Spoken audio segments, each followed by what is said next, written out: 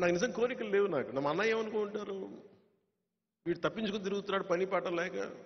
మా అన్నయ్య ఒకటే మాట అన్నాడు, నీకు చిరంజీవి నీ తమ్ముడు కాకపోతే నువ్వు ఇలాగే ఉంటావురా అని అడిగాడు. నువ్వు చిరంజీవి తమ్ముడు కాబట్టి నీకు అన్నీ చెల్లేస్తున్నాయి, నీకు నిన్ను ఉద్యోగం, నీ తల్లిదండ్రులు పోషించక్కర్లా, నీ అక్క చెల్లెళ్ళు బాధ్యతలు లేవు, కుటుంబ బాధ్యత లేదు, నువ్వు ఏ యోగ మార్గాలు ఏ ధర్మాలని చెప్తారో నువ్వు ఓ పని చేయి, నువ్వు అన్నీ సాధించి అప్పుడు చెప్పు, అప్పుడు నీ కథలు వింటాను. ఇప్పుడు చెప్పాలంటే మన దగ్గర మాకు ఆ అవసరం రాకుండా పోయింది ఇప్పుడు. అంటే అప్పటికి ఇప్పటికీ నేను ఒకటే వ్యక్తిని. నాకేమనిపించిందంటే యోగ మార్గంలోకి వెళ్ళినా స్వార్థం అనిపించేస్తుంది నాకు. భక్తి మార్గానికి వెళ్ళినా కానీ తిరిగి వచ్చి ప్రపంచానికి చేయాలి.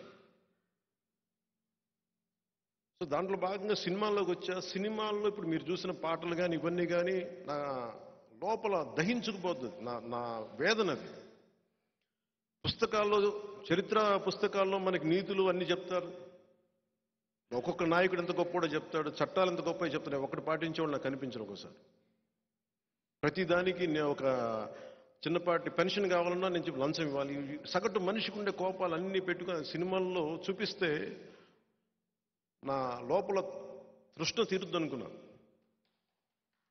సినిమాలు హిట్లు అవుతున్నాయి కానీ నేను అనుకుంటున్నా నాకు లోపల శాంతి రాల. నాకు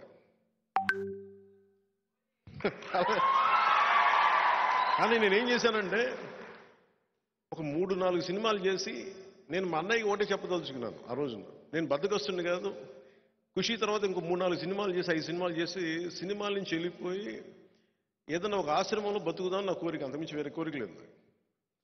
భగవంతుడు తప్ప అన్ని ఇచ్చాడు నాకు, నేను కోరుకుంది ఇవ్వదు. నాకు అలాంటి సమయంలో 2006లో అంటే నేను కంసుడు అష్టమ గర్భంలో కృష్ణుడు పుడతాడు, వాడి వల్ల నీకు ప్రాణగండం ఉంటుంది అని చెప్పి పుట్టిన ప్రతి బిడ్డను చంపేస్తారు, ప్రీఎంప్టివ్ స్ట్రైక్ చేస్తాడు. అట్లాగా ఒక కుటుంబంలోంచి ఒక వ్యక్తి రాజకీయాల్లోకి వస్తే మాకు ఇబ్బందులు ఉంటాయి, మాకు పుట్టగతులు ఉన్నవేమో అన్న ఒక భయంతో 2006లో నాకే తెలియజేశారు, ఒకవేళ మీ అన్నయ్య గారు పాలిటిక్స్కి వస్తే మీ కుటుంబాన్ని ఇలా దాడులు చేస్తారు, మీ ఇంట్లో బిడ్డల్ని ఇలా ఇబ్బంది పెడతారు. నాకు తీసుకొచ్చారు. నేను అన్నాను, ఆయన పాలిటిక్స్ రాలేదు కదా, వచ్చిన రోజున చూసుకోండి అన్న, నిన్ను కూడా ఇబ్బంది పెడతారంటే నా బతుకు బజార్ అయింది, పర్లేదు, మీరు ఏదైనా చేసుకుని చేసుకోండి. ఎందుకంటే సినిమాల్లోకి మన గాజువాక సభలో కూడా చెప్పాను, ఎప్పుడైతే జగదాంబ బస్ స్టాండ్లో మా డ్యాన్స్ చేయించారు ఆ రోజు నేను చచ్చిపోయాను. ఆ రోజు నాలో ఉన్న ఆ సిగ్గు మొత్తం చచ్చిపోయింది ఆ రోజు.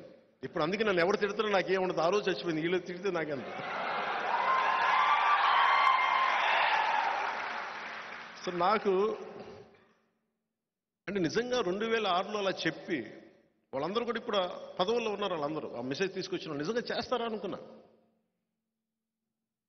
ఆ రోజు నుంచి 2008 సమయంలో సంఘటనలు జరిగిపోయినాయి.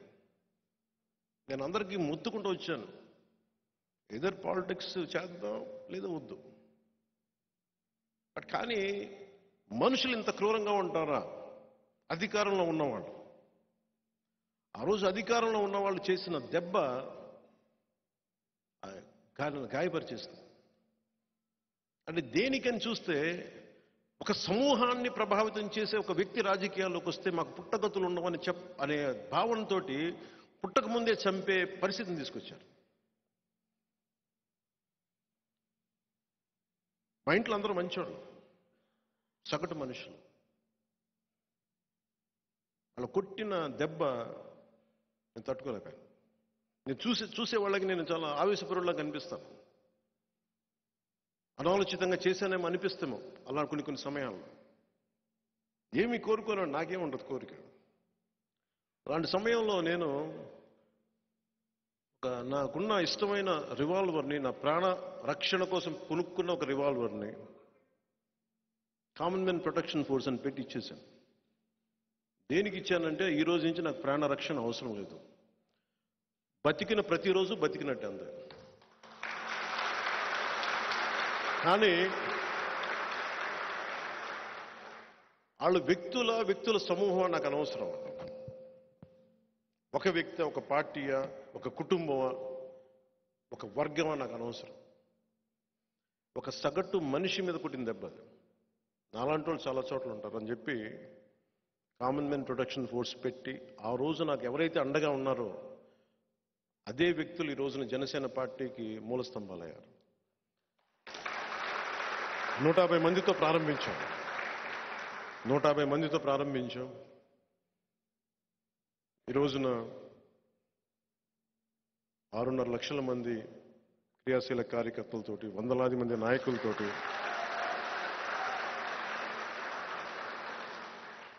2014 మార్చి ఒక హోటల్లో పెడితే ఒక దశాబ్దం తర్వాత 2014 మన సొంత ఆఫీసులు పెట్టుకున్నాం. ఇలాంటి పరిస్థితుల్లో చాలా నలిగాను నేను. ఒక ఆశయం కోసం వచ్చిన వాడిని ఓడిపోతే నాకు ఎలా అనిపించిందంటే శూన్యం అనిపించింది.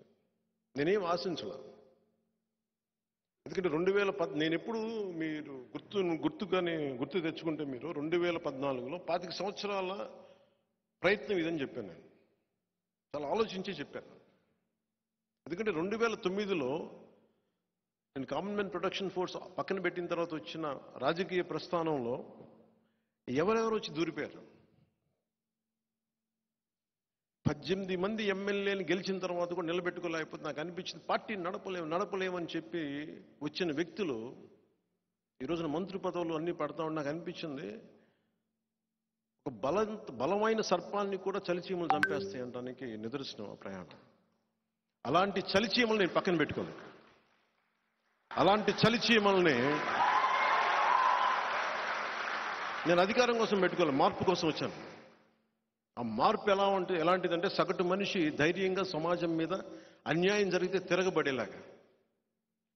ఒక సుగాలి ప్రీతి తల్లి వచ్చి అన్న నా బిడ్డ అన్యాయానికి గురి చనిపోయిందన్న అంటే ఆ తల్లి కోసం తిరగబడే అంత ధైర్యం ఇవ్వడం కోసం వచ్చాను నేను సమాజంలోకి. తద్వారా అధికారం వస్తే సంతోషం, కానీ అధికారం లేకపోతే మేము ఏం చెయ్యం అనే పరిస్థితి నుంచి నేను పక్కన పెట్టేశాను. ఉన్న ప్రభుత్వం ప్రామిసులు చేసి మరి అధికారంలోకి వచ్చి మీకు ఇన్ని చేస్తామంటే వాళ్ళ గోడు వినకపోతే జనవాణి కార్యక్రమం నేను ఆ గోడు విన్నాను. నేను చేయగలిగినంత చేశాను దానికి. 2014 నుంచి 19 వరకు నేను కన్స్ట్రక్టివ్ రోలే ఆడడానికి నిర్ణయించుకున్నాను. ఓట్లని చీల్చేయడం, ఎందుకంటే ఒక సగటు మధ్యతరగతి మనిషి దృష్టిలో పెట్టుకుని చేశాను.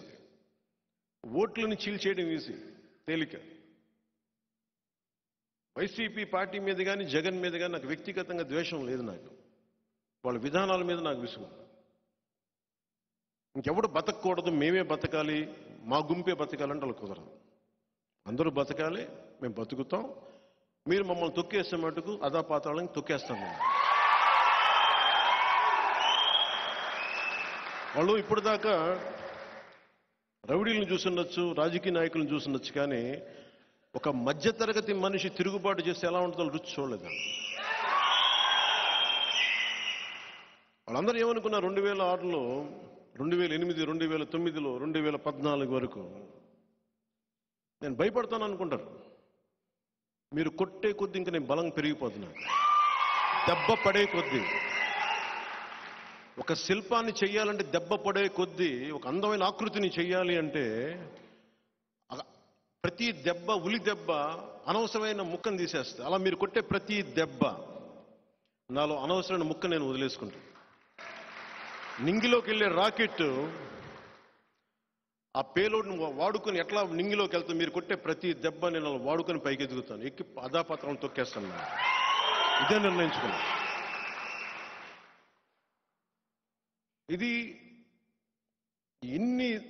ఈ దశాబ్ద కాలంలో నానా మాట్లాడినారు, పిచ్చి తిట్లు తిట్టారు.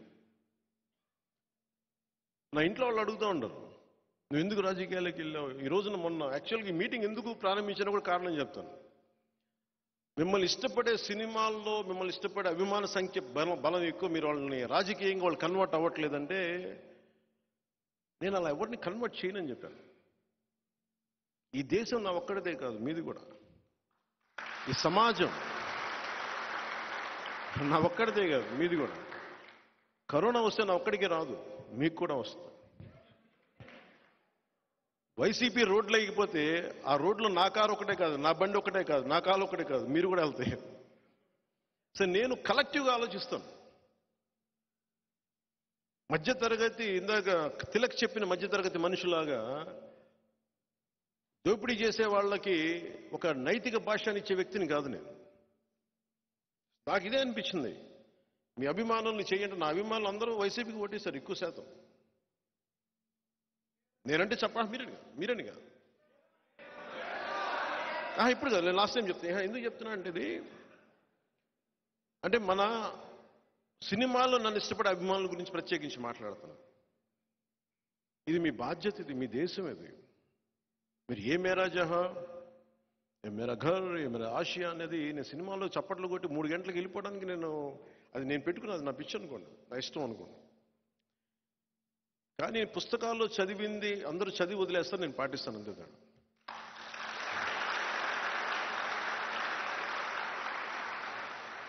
ఇది నేను పెట్టుకుంది ఎక్కడ మారాలి, ఇది ఒక ప్రయత్నం అయితే చేద్దాం.